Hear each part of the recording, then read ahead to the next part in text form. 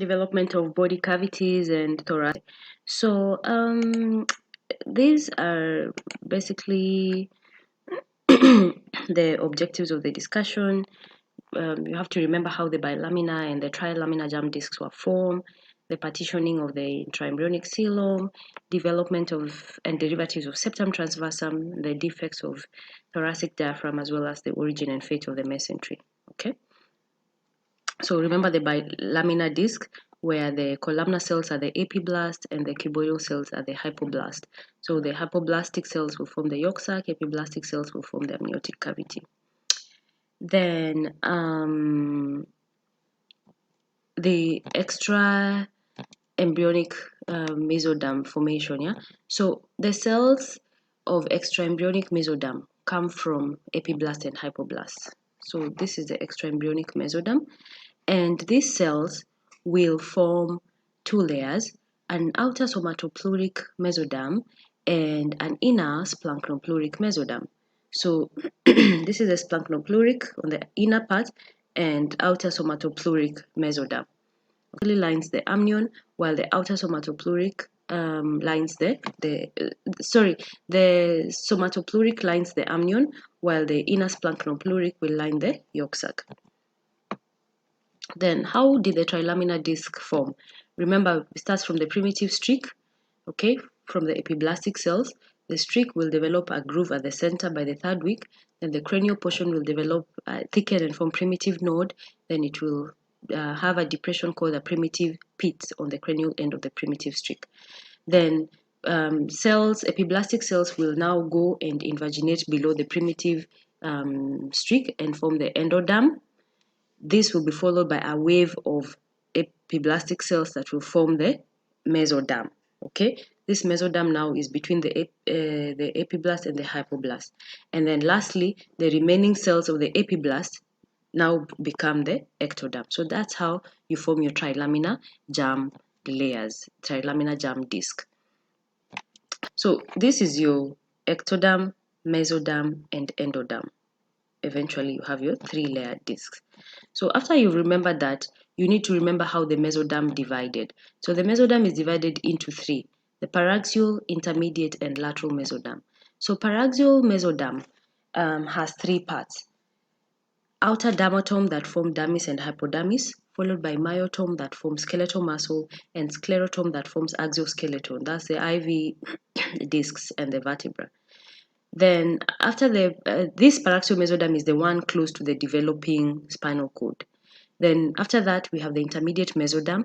This is usually the one that gives the genitourinary system. So the kidneys and the genitourinary tract come from intermediate mesoderm. Then lastly, the lateral mesoderm is the mesoderm on the most lateral portion. It has an outer parietal mesoderm and an inner visceral mesoderm. And in between the two, you have an intraembryonic coelomic cavity. So you need to remember this for you to understand how the body cavities now form. So this is your notochord, developing spinal cord. So this is your paraxial mesoderm that will give you dermatome, myotome, and sclerotome. Then intermediate mesoderm that gives you genitourinary, and then the lateral mesoderm that's divided into an outer parietal and inner visceral, and in between you have the intraembryonic coelomic cavity. So this intraembryonic coelom, the intraembryonic mesoderm, we've said it forms paraxial, intermediate, and lateral mesoderm, and cavities appear in the lateral mesoderm, and these cavities eventually coalesce to form the intraembryonic coelom. Okay.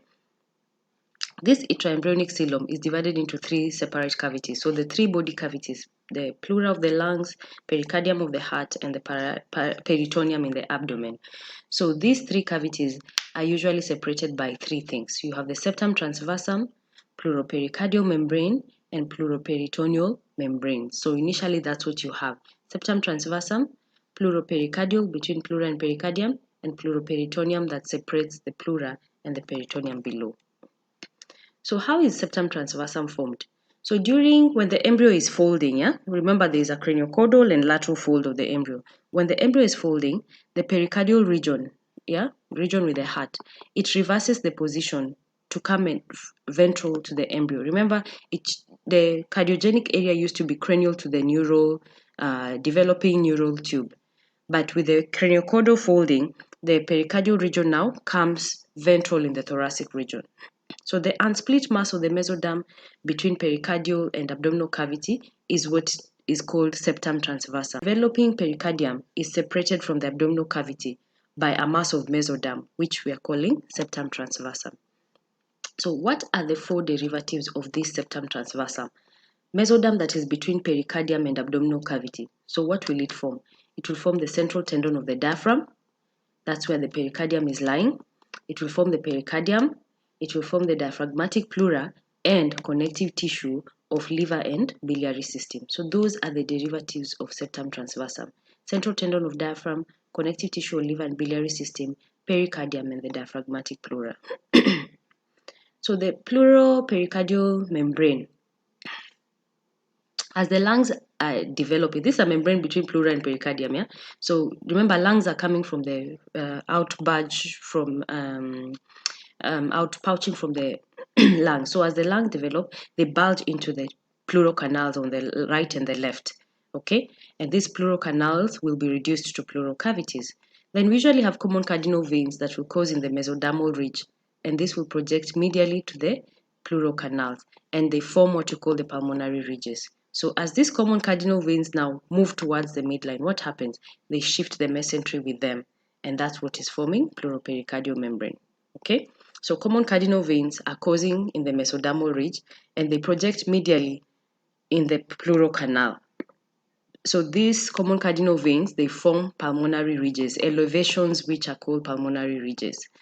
Now, as they're shifting towards the midline, they draw mesentery with them. Yeah, mesentery-like fold with them, and this is the pleuropericardial membrane. And at the end of the 6th week, the membrane on each side now come in contact at the center to form the primitive mediastinum, come and fuse with the tissue at the center, which is the primitive mediastinum. So they fuse with the mediastinum, and that's what will form the mediastinal part of the of the pleura. Yeah. So what about the pleural? That was pleuropericardial membrane. So what about the pleuroperitoneal membrane? So at first there's a narrow space between the pulmonary ridge, yeah? Narrow space between the pulmonary ridge and the caudal portion of the septum transversum. So there's a pulmonary ridge and septum transversum below. So there's a space. But as the lungs are growing, yeah, and the liver is also shifting, common cardinal veins now create room between the pleural boundaries. So therefore, you are able to develop a pleuroperitoneal membrane. Okay, so this pleuroperitoneal membrane eventually closes the pleuroperitoneal canal, because on the side you have pleuroperitoneal canals, but you need to close this canal and be able to separate it into pleura above and peritoneum below. And this is enhanced by the growth of the lungs, shifting of the liver, and the common cardinal vein also coming in. Okay? Then, how does the pericardium form? As the pleural cavities are now expanding, the lungs are forming, pleural cavities are expanding. What happens? The pleural cavities, they're going to split off additions of mesenchymal tissues to the pleuropericardial membrane. Okay? So the mesenchymal tissue around the pleuropericardial membrane is going to help to form the pericardium. So the definitive pericardium eventually comes from pleuropericardial membrane, mesenchyme of the body wall, and the septum transversum where the heart is lying. So those are the three sources of pericardium: pleuropericardial membrane, body wall of the mesenchyme, and the septum transversum. Then lastly, you have the thoracic diaphragm. There are 6 sources, embryonic sources of the thoracic diaphragm. Number 1 is the septum transversum. This gives us the ventral part of the diaphragm, which forms the central tendon. Number 2, we have the mesenchyme of the costal body wall. Remember, the diaphragm attaches onto the ribs, yeah? So the mesenchyme of the costal body wall will form the lateral part of the diaphragm, which is the muscular portion. Number 3, we have the pleuroperitoneal membranes. These are the membranes that were partitioning the pleuroperitoneal canals on both sides. So these will help to form the intermediate portion of the diaphragm. Then we have mesenchyme of the esophagus. We call it mesoesophagus. Will form the dorsolateral portion.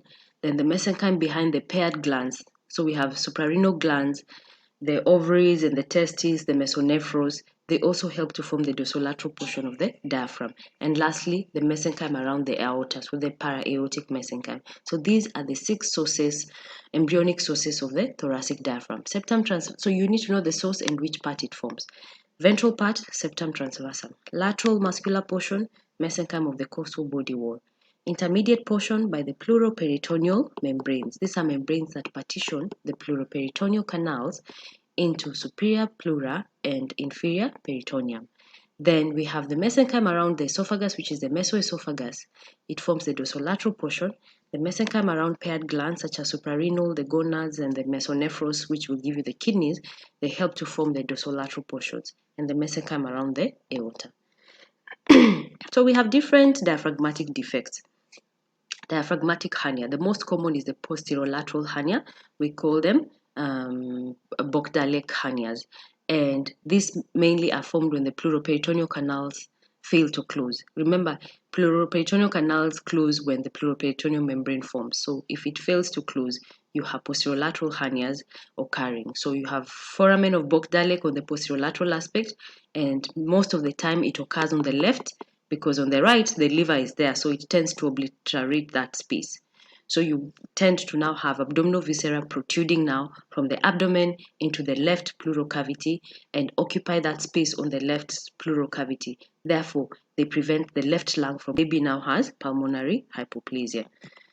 Then we have hiatal hernias and parasternal hernias, which can occur. Remember that different types of hiatal hernia. You can have the sliding and paraesophageal hernias. So sliding hernia is where you pull the upper part of the stomach through the esophageal hiatus of the diaphragm, while paraesophageal is where the fundus of the stomach herniates parallel to the esophagus through the esophageal hiatus. So we also have eventration. What's diaphragmatic eventration? When you have deficient development of muscle tissue in the diaphragm, you get eventration. So the diaphragm now becomes excessively compliant. So this eventration is, there's going to be ballooning. Okay, so abdominal viscera now balloon. The diaphragm is intact, but the muscle of the diaphragm is very poor. So abdominal viscera are ballooning into the thoracic cavity, and that can also cause pulmonary hypoplasia. Then we have mesenteries. Yolk sac is usually incorporated into the primitive gut, and this is associated with splanchnic mesoderm that forms a double layer partition, which is a primitive mesentery. And this divides the coelom into halves that's going to contain the gut, okay? And the early straight gut naturally divides the mesentery into dorsal and ventral parts. So basically the mesentery will comprise the visceral layer of the peritoneum, and it comes from splanchnic mesoderm, okay? Which is the mesentery double layered portion, okay? So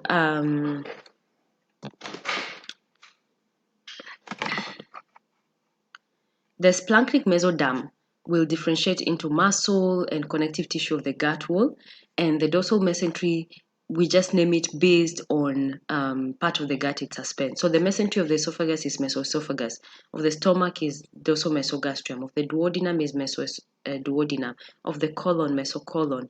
The mesentery proper is that of the small intestine, the jejunum and the ileum, and mesorectum is mesentery of the rectum. So basically, that's how the mesentery develops. So the yolk sac is incorporated to form the primitive gut, okay? And it will be associated with splanchnic mesoderm around it. So it's a splanchnic mesoderm that forms the mesentery, which has a dorsal and a ventral part. So mainly the mesentery comprises the zero layer of the peritoneum. And mesentery is just, the splanchnic mesoderm now forms muscle of the gut wall and connective tissue around the gut wall. And the mesentery is named according to the organ it suspends from the posterior abdominal wall. So basically, that's it. Thank you very much.